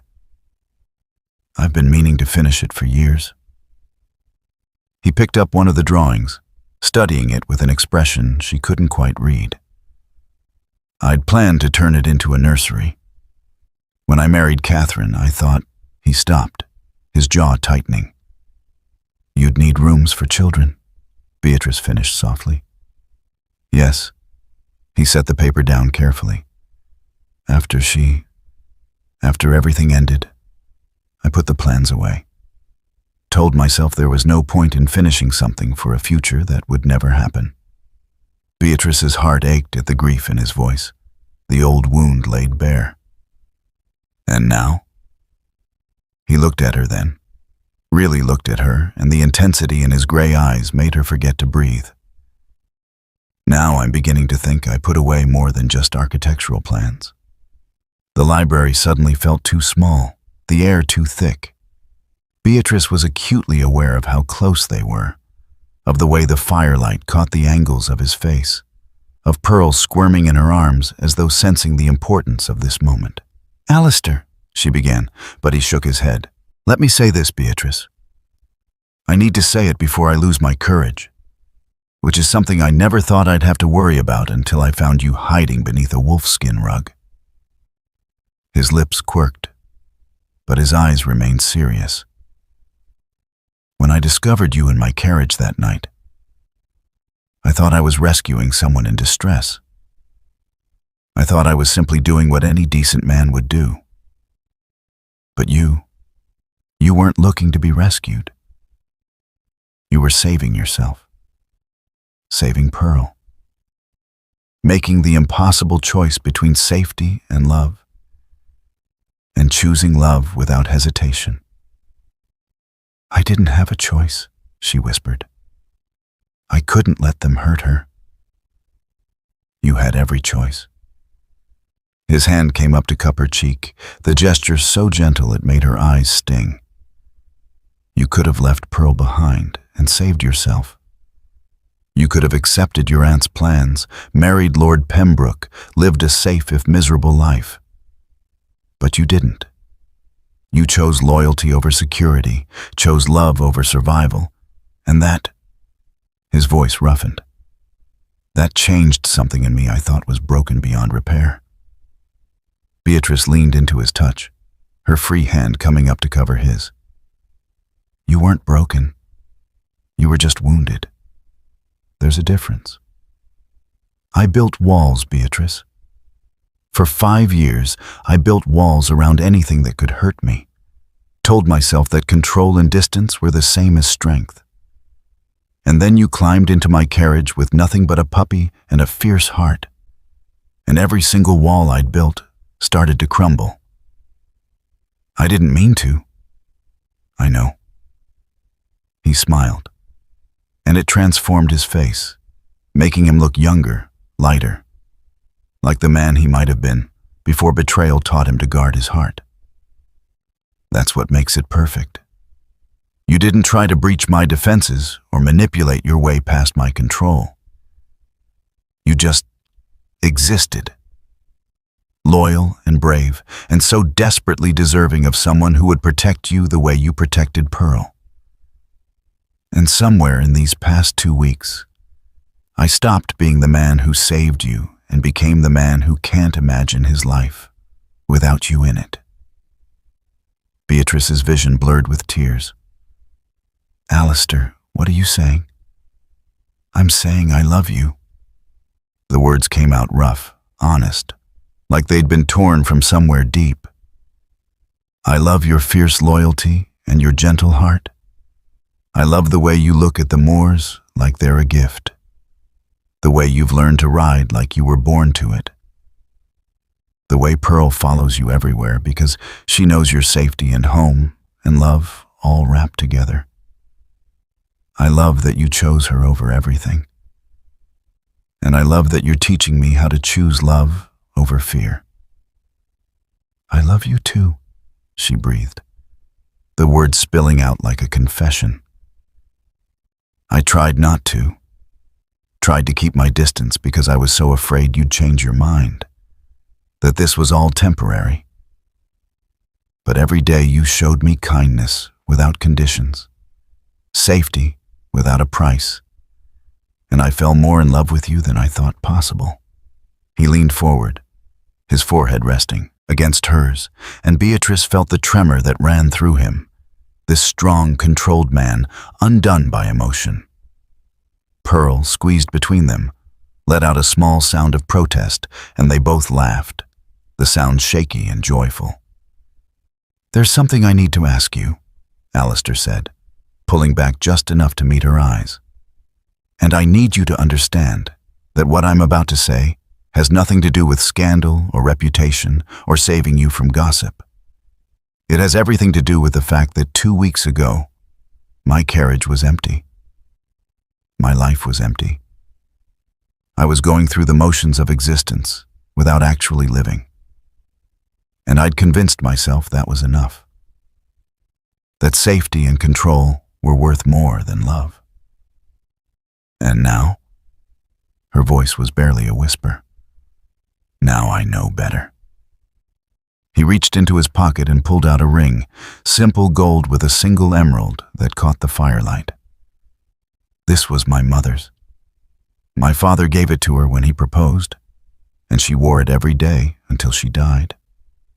She used to say it reminded her that love was like the stone, multifaceted, able to catch light even in darkness, strong enough to last forever if you handled it with care.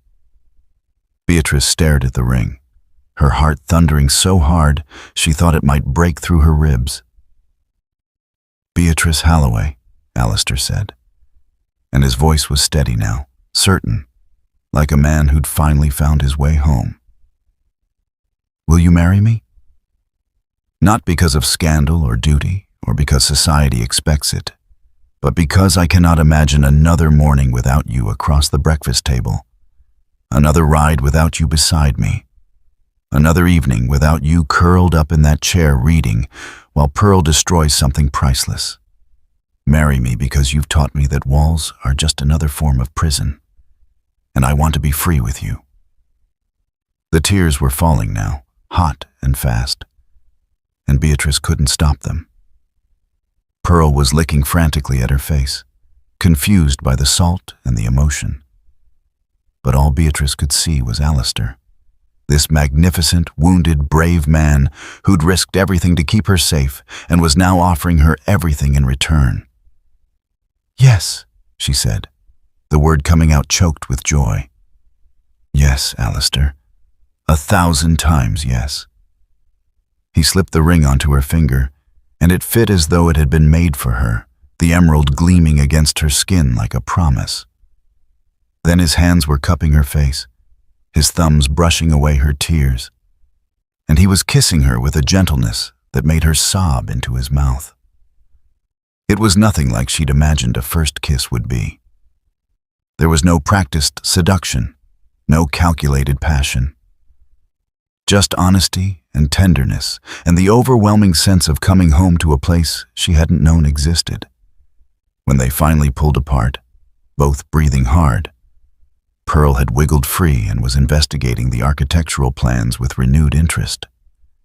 "We should probably stop her before she redesigns the entire East Wing," Beatrice said, laughing through her tears. "Let her." Alistair pulled her close, tucking her against his chest, and Beatrice felt his heartbeat strong and steady beneath her cheek. "We'll need those nursery plans after all, for Pearl's inevitable offspring and whatever other creatures you decide to rescue." "And children?" she asked shyly. "Someday?" "Someday," he agreed, his voice warm with promise.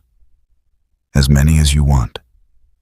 We'll fill this fortress with life and laughter and love, and it will never be empty again." Beatrice tilted her head back to look at him, this man who'd become her sanctuary and her home. "You saved me," she said softly. "No." He kissed her forehead, gentle and reverent. "You saved yourself.